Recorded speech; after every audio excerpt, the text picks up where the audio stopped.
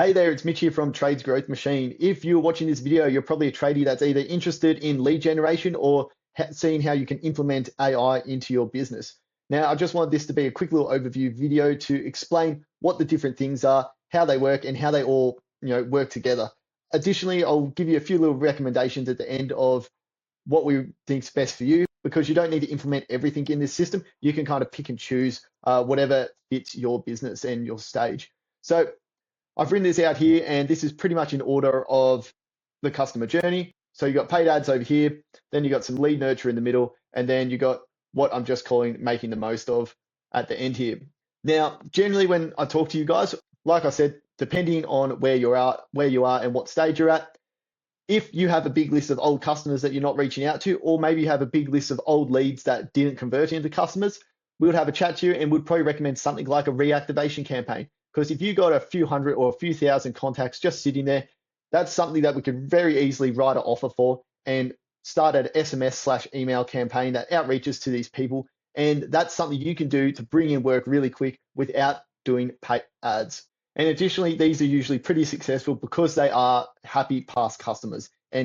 But you might have just recently gone out on your own and you don't have that big backlog of customers, and you can't take them from your old work or whatever sort of situation you're in. In that case, going Meta ads or Google ads would be the better choice. And in terms of choosing one to go deep on, basically, if you have a service where people need this right now, and things like plumbing or electrical, where generally people are just calling up when they really need something, I would say go Google ads. But then if you have something that's a bit more project based, where people just aren't calling up and booking constantly, that's when I would say go Meta ads.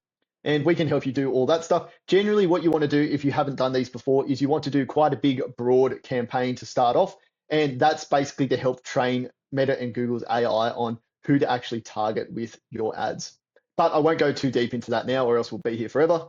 Then we got lead nurturing. So in here, we got AI phone receptionist, AI missed call text back, and form submissions. So this is basically all the different ways that people can get in contact with your business, and you're just making sure they're not falling through the cracks. So if they do call you and you miss a call, they're not calling the next person. You're either shooting them a message being like, hey, sorry, I missed your call. Is there anything I can help you with? And then it tries to schedule them in for an appointment, inspection, or whatever it is. Generally, I recommend starting out with the text back system, and then you can always move up to the phone receptionist after. But I just want to make it clear that the way you set these up, they don't answer the phone straight away. They let your phone ring first. And then if you do not answer, that's when they will be engaged, because it'll just route to the AI's phone number. Then form submissions. Same sort of principle, similar thing. On your website, you might have submission forms. Same with Facebook ads. You might be running forms here or somewhere else. Basically, the problem with forms is you need to remember to follow up with these people. So sometimes it's in the middle of the day and you're not always checking your emails. Sometimes it's at night because you might have a Meta ad form and people are scrolling on the phones, filled out the information, and then it's up to you to remember to follow them up the next day. So we've developed a system where if someone fills out a form and they haven't booked an inspection or a job, this is going to engage them, reach out to them, and try to answer a couple of questions and get them qualified, and then it's going to attempt to book them. But in saying that, depending on the day and the time, we have slightly different workflows for that. So say if it's during work hours, someone fills out a form, we've actually got a thing, it's automatically going to try and connect you on the phone to them. And then if that doesn't work, it will start following up with them. Additionally, if it's on the weekend, it'll message them, try to get them to book then and there, but then not, it'll remind you Monday. And then there's similar, slightly different workflows for before work hours and after work hours, because you do get a few people inquire through Facebook forms before the day has started. Oddly enough, at 3, 4 a.m. sometimes. Then back down to making the most. So like I said, we got the reactivation campaign, which I went through a bit before.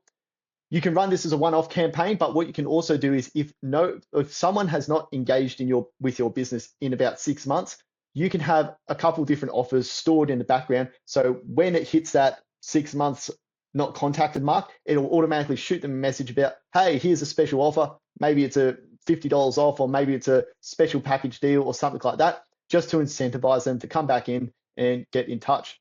And then there's the review referral program. So how this works is, I know a lot of you probably ask for reviews, you probably ask for referrals, but if we're honest, how many people actually do them? You ask for a Google review, and unless you stand there and watch them do it, they're probably not going to do it. Same with referrals. Like, they might mention it to a friend every now and then, but how many people do you actually ask and they go, yeah, no worries, and then you never hear from them again? So what we do in this is we actually have an incentive program. So we're going to have a few different types of offers and incentives to try and get people to provide more referrals and feedback. So, and just to take a step back for a second, you're not allowed to incentivize Google reviews because that's against Google's policy. But the way we do things is we incentivize for feedback. So we might say, hey, if you give us some feedback, rate our service on a scale of 1 to 5, and we'll enter you into a little giveaway lottery thing. Then if they provide a 4 or 5, we're going to request a Google review. If they reply with a 1 to 3, we're just going to send them to a feedback form. And that way we kind of, look after your Google reviews a bit more. And we also plug in a couple little details when we ask for the review as well. Like if they could put in the location or mention what job they actually got done. Because if you're not aware, the text and copy that is put in those reviews actually affects your Google search results. So doing little things like that and asking them if they can post a photo will also help bump up your authority on Google and get you ranking higher.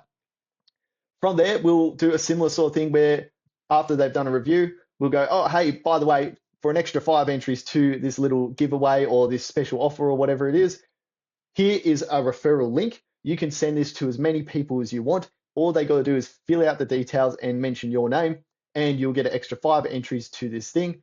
And they will get a $50, $100 off special or little discount for their first service.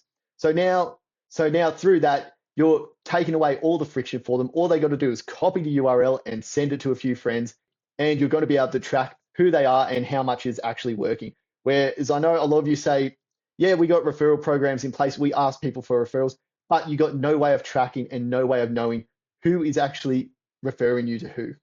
So that's a quick overview of that. We also do website development and help people set up their Google business profiles and a few little odd bits and pieces like that, which are just essential things that you should have anyway. But the best next step I recommend for you guys is jump on a call with us, and we're basically just going to ask you questions relating to these. Like, do you have a customer list you don't reach out to? Do you have any sort of referral programs in place? Do you have experience, or are you currently running ads in either of these? And basically just trying to understand what's going to have the biggest impact on your business, because you might jump on the call and say, Mitch, I just want the missed call text back because I keep missing bloody phone calls. And then we go, yep, sweet, no worries, we can do that. But that's probably long enough for this little overview. I am loading up this page down below with a ton of little 1-2 minute videos just to answer specific questions and go a little bit deeper on some of these things. So you can go down there and do a little bit of research and have a look into the things you want to know a bit more about. But the next step is to book a call with us so we can have a chat. So hopefully I see you.